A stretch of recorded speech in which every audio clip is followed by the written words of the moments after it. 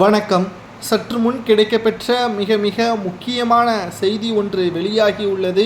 குற்றவாளி ஞானசேகரனால் சிக்கிய 21 வீடுகள் பின்னணியில் ஆளும் கட்சி திராவிட முன்னேற்றக் கழகத்தின் உதவியுடன் இதை செய்தார் என்ற தகவல் தற்பொழுது வட்டாட்சியர் மூலமாக தெரிந்திருப்பது பேரதிர்ச்சியை ஏற்படுத்தியுள்ளது.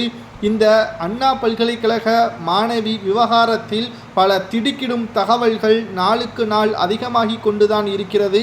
மௌனத்தை கலைத்து வாயை திறப்பாரா ஸ்டாலின் என்பதை இந்த வீடியோவில் முழுமையாக இன்று கிடைக்கப்பெற்ற ஆதாரத்தை வைத்து வீடியோவை முழுமையாக பார்க்கலாம். அதாவது அண்ணா பல்கலைக்கழக மாணவி வன்கொடுமை செய்யப்பட்ட விவகாரத்தில் இந்து சமய அறநிலைத்துறையின் அதிகாரிகள் மற்றும் கிண்டி வருவாய்த்துறை அதிகாரிகள் ஞானசேகரனின் வீடு அமைந்துள்ள மண்டபம் சாலை மற்றும் ஏரிக்கரை சாலை உள்ளிட்ட பகுதிகளில் அதிரடியாக சோதனைகளை மேற்கொண்டனர்.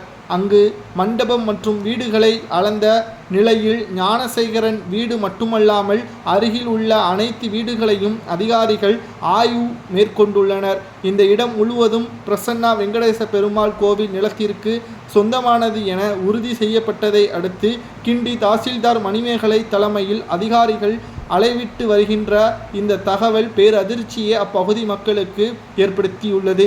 இந்து சமய அறநிலைத்துறையின் தாசில்தார் திருவெங்கடம் மற்றும் கோவில் நிர்வாக அலுவலர் நாராயணி உள்ளிட்ட வீடு வீடாக சென்று சோதனைகளையும் மேற்கொண்டு வருகின்றனர்.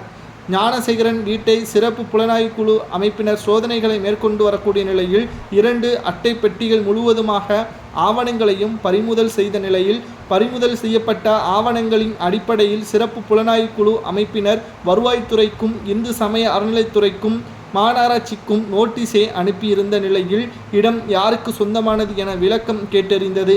இந்த நோட்டீஸின் அடிப்படையில் வருவாய்த்துறை அதிகாரிகள் மற்றும் வட்டாட்சியத்துறை அதிகாரிகள் இந்த சோதனைகளுக்கு பிறகு வெங்கடேச பெருமாள் கோவிலுக்கு சொந்தமானது என உறுதி செய்த பின்னர் மயிலாப்பூர் இணை ஆணையர் அலுவலகத்தில் இது குறித்து தகவலும் தெரிவிக்கப்பட்ட சம்பவம் இடத்திற்கு கோவில்தான் நிர்வாக பொறுப்புகளை மேற்கொள்ள வேண்டும் என்றும் சுமார் 2 மணி நேரத்திற்கு மேலாக நடைபெற்ற இந்த சோதனையில் 20க்கும் மேற்பட்ட வீடுகள் இந்து சமய அறநிலைத்துறை சொந்தமான பிரசன்னா வெங்கடேச பெருமாள் கோவில் நிலத்திற்கு ஆக்கிரமிக்கப்பட்டு கட்டப்பட்டதாக தெரியவந்துள்ளது. இதற்கு யார் அனுமதி கொடுத்தார், இதற்கு பின்னணியில் யார் இருக்கிறார், திமுக இதற்கு தொடர்புடையதா என்ற விசாரணையை மீண்டும் குற்றவாளி ஞானசேகரனிடம் தொடர்ச்சியாக நடைபெற்று வருகிறது.